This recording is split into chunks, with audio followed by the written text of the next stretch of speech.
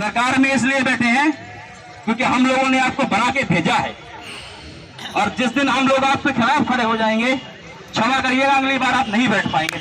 मेरा ये मानना है एक बहुत बड़ा वर्ग हमारा हिमाचल के युवाओं का आउटसोर्स पर लगा हुआ है। इस दृष्टिगत से हमारी सरकार ने इस बार हमने बजट में ये प्रावधान किया कि जब तक कोई उनके लिए कोई ऐसी नीति नहीं बन जाती तब तक हमने इनको 750 रुपया हमारी सरकार ने इस बार बजट में उनका मानदेय बढ़ाया होते हैं। वो आउटसोर्स के माध्यम किसी ठेकेदार के माध्यम से लगे होते हैं, इसलिए इस प्रकार के कोई विवाद बड़ी बात नहीं होती है। कोई किसी के पास काम करता तो निकाल दिया, अब इसमें उनकी ग्रीवेंसेस। दोस्तों कई विषय, अब ये जो विषय है इसको आपको युवाओं को विशेष रूप से अधिक शेयर भी करना चाहिए और अपने कमेंट्स भी देने चाहिए, क्योंकि ये जो मामला है ये सीधा युवाओं के साथ, शिक्षित युवाओं के साथ जुड़ा हुआ मामला है। हिमाचल प्रदेश में कुछ मसले आपने देखे होंगे जिन पर कांग्रेस की सरकार बने या भाजपा की सरकार बने, कोई फैसला, कड़ा फैसला जो है वो सरकार बनाने के लिए ज़रूर भाषणों के माध्यम से युवाओं को अट्रैक्ट करने के लिए कहा जाता है कि हम इस पॉलिसी को बनाएंगे और इन चीज़ों को ख़त्म कर देंगे। बात हम आउटसोर्स पॉलिसी की हिमाचल प्रदेश में कर रहे हैं। आउटसोर्स पॉलिसी को लेकर हिमाचल में कोई पॉलिसी नहीं है। ठेकेदारों के अंडर इनको रखा जाता है और ठेकेदार ही इनको तनख्वाह देते हैं और ठेकेदार ही इन सारी चीज़ों को करते हैं।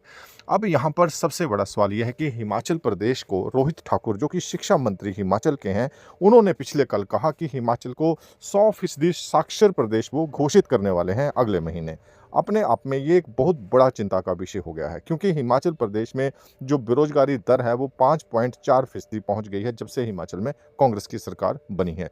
हालांकि अगर सरकार के वायदों की बात करें तो 5 लाख नौकरियां देने की बात बेरोजगारों को सरकार ने कही थी और उसके बाद हिमाचल में कांग्रेस की सरकार बनी थी। अगर आपको याद होगा तो महज 40-50 हज़ार मतदान जो है वो कांग्रेस के पक्ष में भाजपा से अधिक हुआ था और उसी मतदान के चलते हिमाचल प्रदेश में कांग्रेस ने सरकार बनाई। मतलब एक छोटा सा विश्वास जो है हिमाचल ने, आंशिक विश्वास कांग्रेस के ऊपर भाजपा की तुलना में दिखाया था उस दौर में, जिसमें बहुत सारे फैक्टर थे। 1500 रुपया हर महिला को देना, मतलब कि 25 से 30 लाख महिलाएं हिमाचल में हैं और हर महिला को 6 महिलाएं घर पर होंगी तो 6 महिलाओं को 1500 रुपये देने की बात कही गई थी उस दौर में। उसके अलावा हिमाचल प्रदेश में 5 लाख युवाओं को रोजगार देने की बात कही गई थी, जो कि रोजगार के लिए कांग्रेस पार्टी एक आकर्षण का केंद्र युवाओं में बन गई।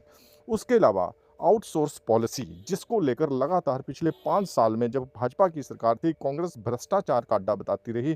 कांग्रेस ने इसे बंद करने की बात कही, कांग्रेस ने इसे पक्की नौकरी, 58 साल वाली नौकरी, ओपीएस वाली नौकरी देने की बात हिमाचल के युवाओं से कही और हिमाचल में सरकार बना ली। लेकिन आज हिमाचल में स्थिति क्या है?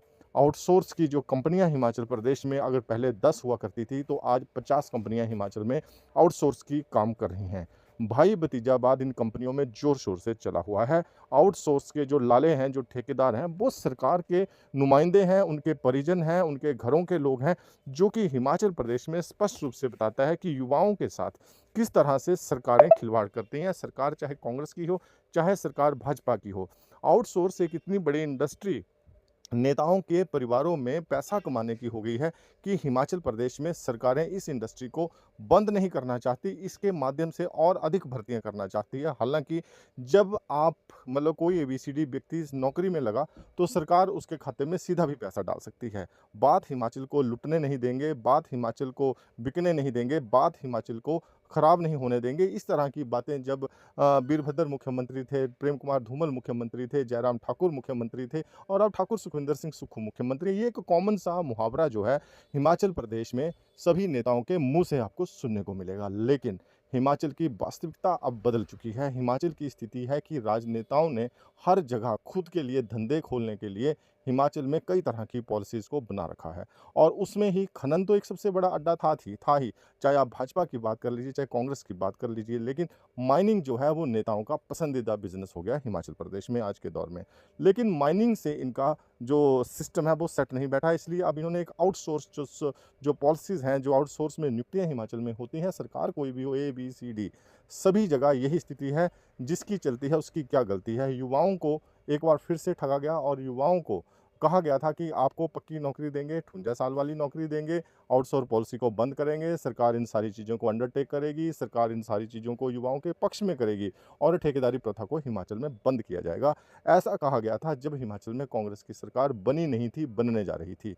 उस दौर में ये जो भाषण थे ये ज़ोर-शोर से दिए जाते थे, चाहे आप किसी भी नेता की बात कर लीजिए, चाहे यहाँ पर प्रतिभा सिंह हैं, चाहे मुकेश अग्निहोत्री नेता विपक्ष थे, चाहे मुख्यमंत्री प्रचार कमेटी के अध्यक्ष हुआ करते थे, ये सभी लोग। इसके अलावा प्रियंका गांधी के भाषण सुन लीजिए, 5 लाख नौकरियां युवाओं को, हर महिला को 1500 रुपया। तो इस तरह से हिमाचल प्रदेश में आउटसोर्स को लेकर किस तरह से युवाओं को ठगा जा रहा है, किस तरह से राजनेता जो हैं अपने सुमोटो के लिए जो है हिमाचल में युवाओं को 4500, 5000, 6000, 7000, 8000 इस तरह की नौकरियां देकर जो है पढ़े लिखे युवाओं को 100% साक्षर प्रदेश हिमाचल होने जा रहा है, जैसा कि रोहत ठक्कर ने कहा।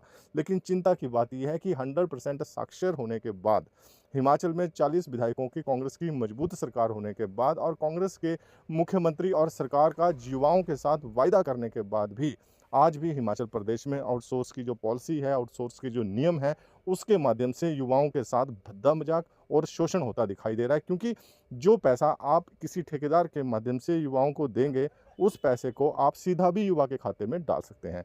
लेकिन ऐसा सरकार नहीं कर रही, क्योंकि बीच में जो ये कड़ी बना दी, ये कड़ी ही सबसे मजबूत कड़ी नेताओं की है, वित्तीय रूप से अगर हम देखा जाए। यही कारण है कि आउटसोर्स पॉलिसी और माइनिंग पॉलिसी, इन दोनों चीज़ों को सरकार कोई भी हो अपने हाथ से जाने नहीं देना चाहती।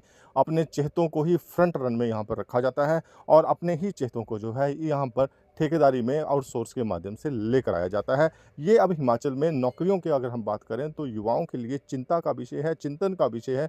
और यहाँ पर हम कह सकते हैं कि युवाओं को जब तक आउटसोर्स पॉलिसी को लेकर प्रदेश का युवा एकजुट होकर अपनी आवाज़ नहीं उठाएगा, तब तक युवा का शोषण इसी तरह से चलता रहेगा। इस तरह का माहौल हिमाचल प्रदेश में दिखाई भी दे रहा है कि हिमाचल में एक अगर आपको उदाहरण कोट करें तो एक IPH में एक्शन के दफ्तर जाता है, एक नेता फ़ोन करेगा अपने चेले को लेकर और चेले को जो है वो 5 बंदे आगे आउटसोर्स पर एक्शन दे देगा और वो बंदे उनको पैसे जो है वो चेला देगा और चेले को पैसे सरकार देगी। अब सबसे बड़ी बात ये है कि जब सरकार ने आउटसोर्स पर ही बंदा रखना है तो वो सीधा भी रख सकती है अपनी एजेंसी के माध्यम से। तो यहाँ पर इतनी ज़्यादा मशक्क़त करने की क्या ज़रूरत है? इसका मतलब सीधी बात है कि दाल में कहीं ना कहीं कुछ काला रहता ही है, चाहे सरकार किसी की भी हो। और ये एक बड़ा मजबूत धंधा एक तरह से कह सकते हैं कि पैसा कमाने का हिमाचल प्रदेश में नेताओं के हाथ में आ चुका है। यही कारण है कि विरोध सभी नेता, राजनीतिक दल जब विपक्ष में होते हैं तो आउटसोर्स पॉलिसी का करते हैं सिर्फ युवाओं को ठगने के लिए। लेकिन जब सरकार में आ जाते हैं तो वो विरोध भी खत्म हो जाता है, सरकार की मजबूरियां भी बता दी जाती हैं और उसके साथ आउटसोर्स पॉलिसी को इम्प्लीमेंट भी कर दिया जाता है। तो आपको भी इस विषय के ऊपर अपने विचार भी देने चाहिए और आवाज़ भी उठानी चाहिए। ADM न्यूज़ पर बने रहें। नमस्कार।